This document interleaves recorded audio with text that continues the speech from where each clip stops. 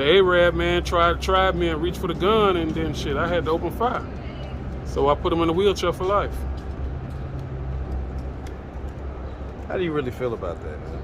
I don't feel good about it, but you know, that's my past. It happened. I'm not ashamed for it. You're not ashamed that you put a man in a wheelchair for life for just trying to defend his store? What's up, YouTube? I have the best trainer in Atlanta and possibly the world. Hit him up on Instagram, @Katie_with_the_muscle. Now back to the content. What's up, YouTube? Atlanta Street Interviews out here with another one. So we got my man out here today. How you doing today, man? How you doing? How you doing? Man, I'm doing good. Thank you for asking. All right, so are you homeless? Yes, I am currently. Okay, and so how old are you? I'm 45. 45, and so how long have you been homeless? I've been homeless ever since February the 5th. Okay, so that's about a couple months A now. month and a half, 2 months. Okay, yeah. So what was it that happened a couple months ago that caused you to become homeless? I had a job at the airport. I got into a fight with a guy, and right before I got into the fight, it was like a week before Christmas, 2 weeks before Thanksgiving, and then, you know, wasn't nobody hiring around them times. So, you know, I got into a fight with the guy, got fired at my job. Then the rent office went to tripping on me for being late on the rent, for January's rent.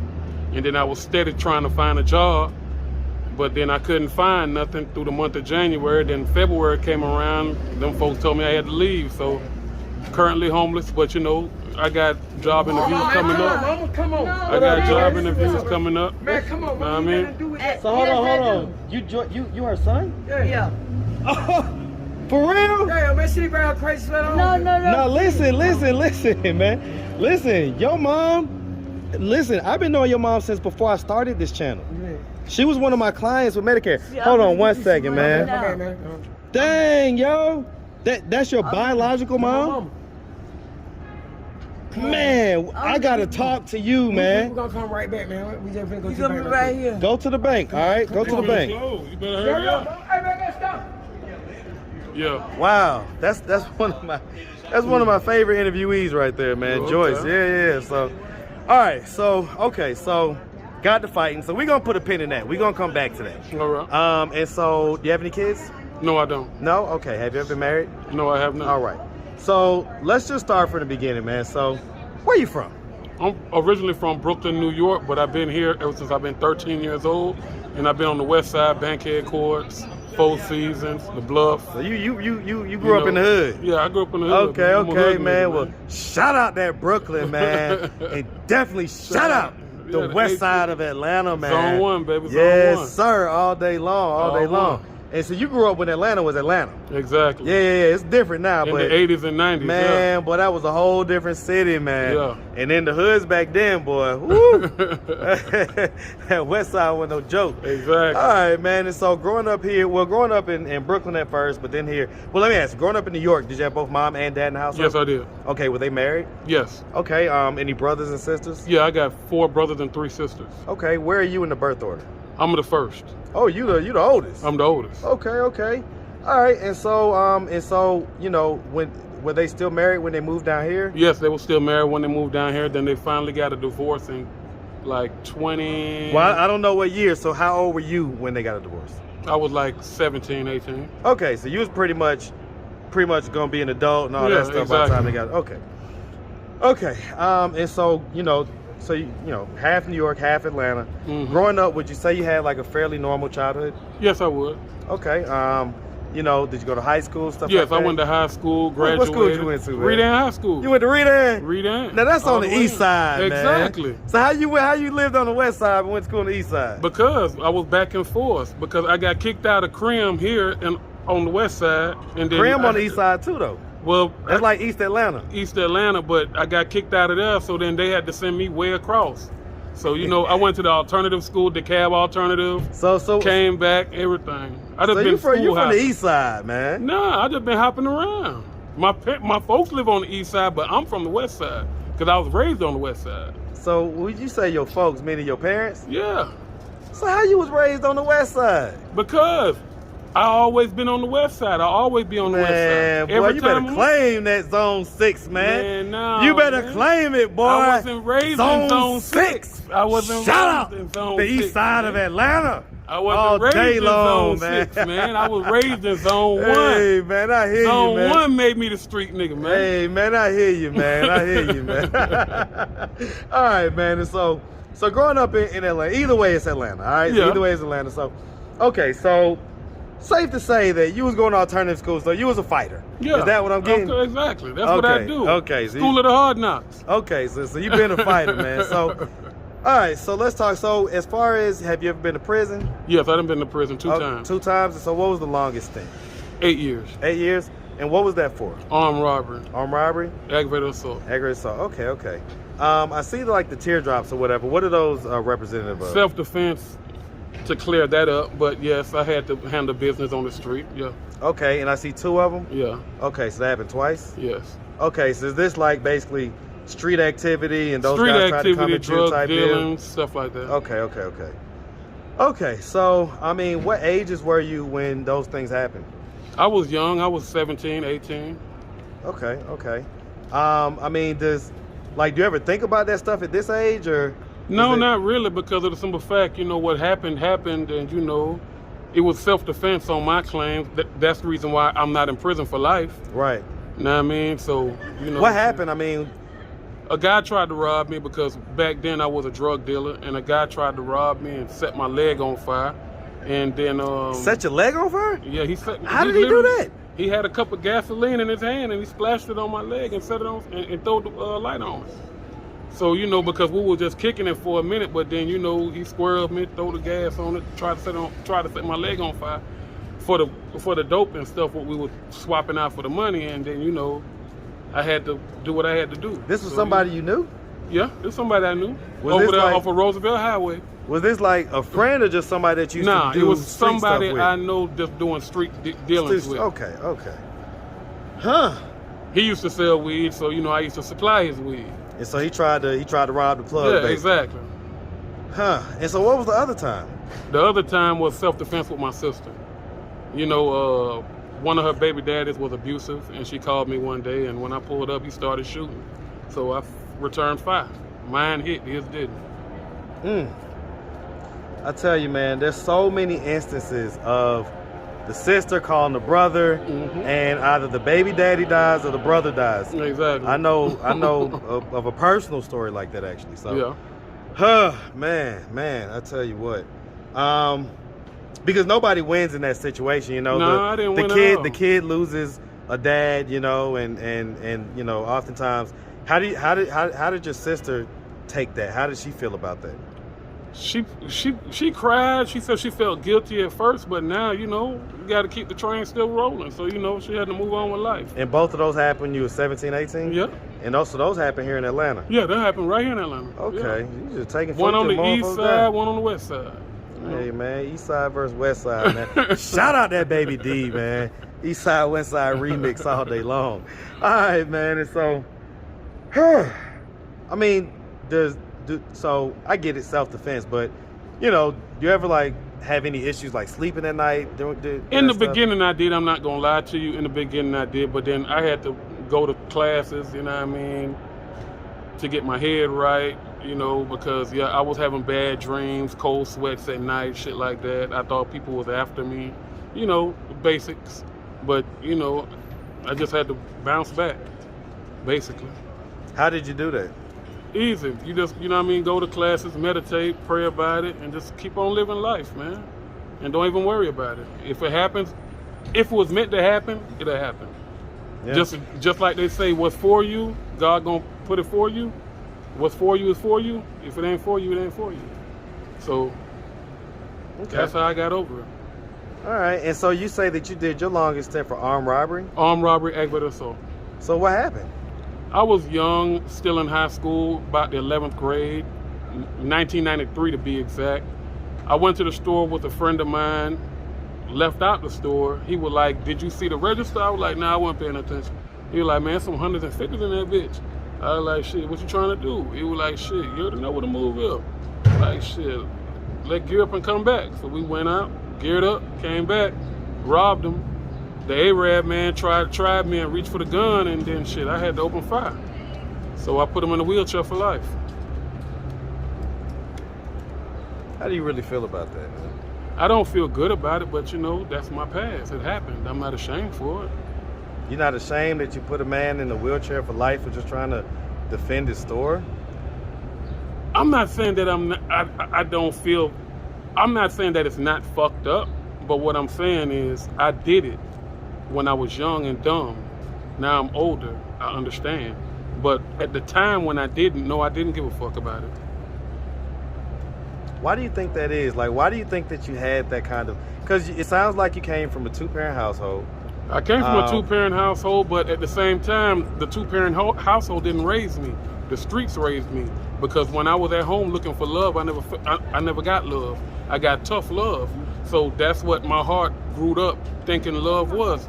You know what I mean? Tough love. So that's the reason why I relied on the streets. Because the streets showed me more love than my own family do. Just like now, for instance, like I just told you, I just became homeless a month and a half ago, 2 months ago. And now one of my family members done tried to do nothing for me. But I got people on the streets right now who opening their door to me, letting me take showers, change clothes, help me finding jobs, help me updating my resumes. You see what I'm saying? My friends is more of a family to me than my actual family. How does that make you feel, man?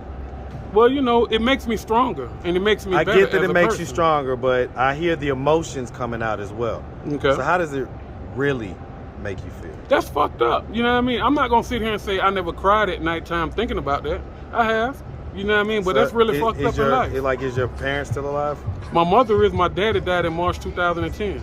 Okay, definitely my condolences about that. Mm-hmm.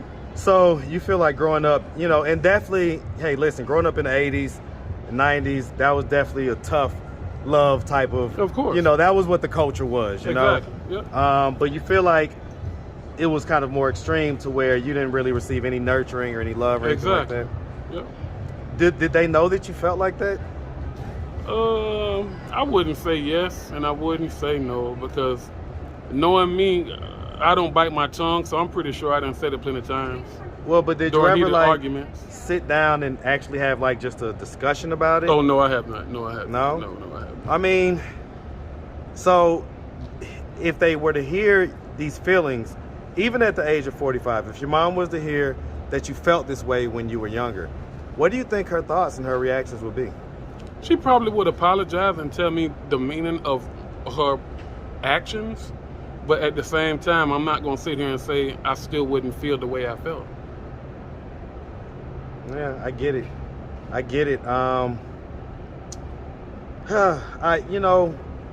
guess it sucks that the lack of love that you felt resulted in somebody's father, somebody's brother, somebody's son having to be in a wheelchair for the rest of their life because they was just trying to defend their store, their property. Mm-hmm. If that guy or any of his family were to happen to come across this video on YouTube mm-hmm. and recognize that this is the situation that is referring to their dad or their family member, what message do you have for either him or his family? That I would like to sincerely apologize. I was young at the time. I was only 16 years old, hothead, didn't, on the streets looking for, what I needed or what I was missing at home, and I truly apologize. You know what I mean? And I'm not that type of person no more, but I just truly apologize. It was just a mistake. Yeah, I get it, man. I get it. All right. Well, hey, listen, I mean, we all have things. Things happen. Mm-hmm. Life, you got to grow and evolve, But on that note, okay, here we are, and you're still 45 and you're still fighting. Exactly. So what the heck happened at the airport? What you getting to fighting for? The guy just kept on running his mouth, man, talking about sideways. What was your position first and foremost? I was a driver for Enterprise. I drive the rental cars after they wash them and clean. Okay, not the shuttle, but the rental actual cars. Okay, the actual rental cars. Right. And I used to park them at the airport for Enterprise. Okay. And I had one of these guys who've been there longer than me, and he just kept on talking to people reckless and didn't have no type of manners. Everybody used to complain about him, how he talked to people. Right. And then one day he just caught me on the bad day when I woke up on the bad side of the bed. on the wrong side of the bed. Okay. You know what I mean? And he just kept on running his mouth. I told him, watch your fucking mouth. He just kept on running to me, you ain't finna do a motherfucking thing to me. Was this guy older, younger, or around the same age? About the same age I was. Okay, and so he was running his mouth, and what happened? And shit, I had to straighten him out. Had to get some straightening. Had to get some straightening. So you what talking happened? that gangster shit, so shit, you gonna have to show me how gangster you is. So tell me what happened. So he was talking shit. Next thing you know, I'm like, man, what you want to do? You want to hit or something? So, you know, he was like, shit, what you want to do? You want to hit? Next thing you know, we squared off. We started hitting. I beat his ass. So you beat the brakes off him? Beat the brakes off him. Then he went and ran and told corporate. Corporate called me to the office, took my vest, told me to go home. They'll call me. And they never called me. So he didn't get fired? I don't know. I know they took my vest and sent me home. I don't know what happened to him. So when you gonna be able to control yourself, man? You 45, man. I'm How controlling long is it gonna myself take? now. I'm controlling Well, myself. you was controlling now, you yourself know? for a while at the job until you wasn't. Yeah, until I wasn't. So the exactly. point is when are you gonna be I able went to? to anger management, you know what I mean? Well, I'm currently in anger management classes now, you know what I mean? So, you know, I'm learning how to control my what's anger. at the root of all this? The root of all this, I don't know. To be honest with you, I don't know. I'm just a person who What's don't the like root, bullshit. What's the root of the internal anger that bubbles up every now and again and gets you into trouble? People just talking reckless, disrespectful. And But then why does people disrespecting you affect you in that way, to that level? to make me want to fight them. Yeah, hurt because it's like, I get it. Nobody wants to be disrespected, and nobody wants to be, you know, everybody feels that way, right? But yes. you know, there's something to be said about having self-control, especially after the age of 40. Yes, okay, you gotta have self-control, that is true, but at the same time, you cannot have nobody disrespecting you, calling you out your name, pussy nigga, fuck nigga, bitch nigga, and ain't no straightening on it. Now I mean, a nigga gonna respect me personally, regardless if I win the fight or if I lose the fight, because at the end of the day, both of us gonna be bleeding. I promise you that. I promise you that. Both of us gonna be bleeding. Listen, I believe you. And you gonna respect me regardless, because of the simple fact, I'd rather live as a man before I die as a coward. If you don't show me no respect, how the fuck am I supposed to show you respect? So let me ask you this. Respect is the biggest thing. So let me ask you this. So you're in this position at this point, right? Yes. Which, you know, you're unhoused and has been for a couple months now. If you could go back in a time machine to that day, Yes. would you do anything differently? Yes, I wouldn't have fought him. I wouldn't have fought him. I would have caught him in the parking lot afterward. I wouldn't have fought him at the job. Okay. But I still would have whooped that ass. You still whooped that ass. Yes. Well, why can't we just figure out a different way, man? I don't know. That's gonna be a problem. You're not gonna be able to function in society if every time somebody pisses you off, you feel like you have to fight. Well, you know, at this point in day and time, man, you just gotta fight, man, because only the strong survive and the weak dies.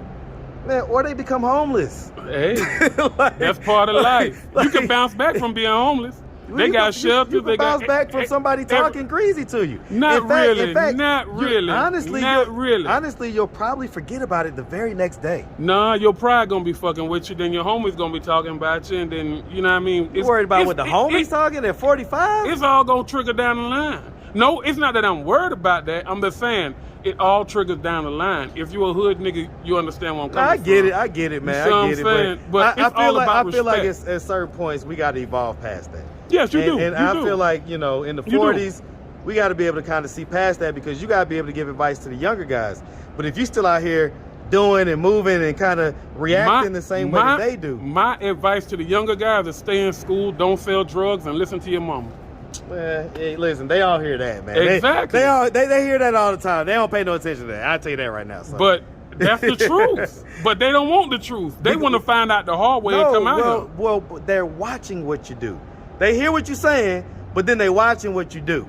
And so actions speak louder than words, isn't that right? My actions is good. I work. I don't sell drugs. Just leave me the fuck alone. I won't get pissed off and knock your ass out. I get Simple. it, man. I get it. Well, look, man, we definitely appreciate you taking the time. So, we're real quick. So what are we doing at this point to try to get ourselves out of this position of being? Oh, yeah. I've been on a couple of job interviews. Matter of fact, I got another job interview tomorrow at the Fairfield Inn right here across from the Underground, valet parking, third shift.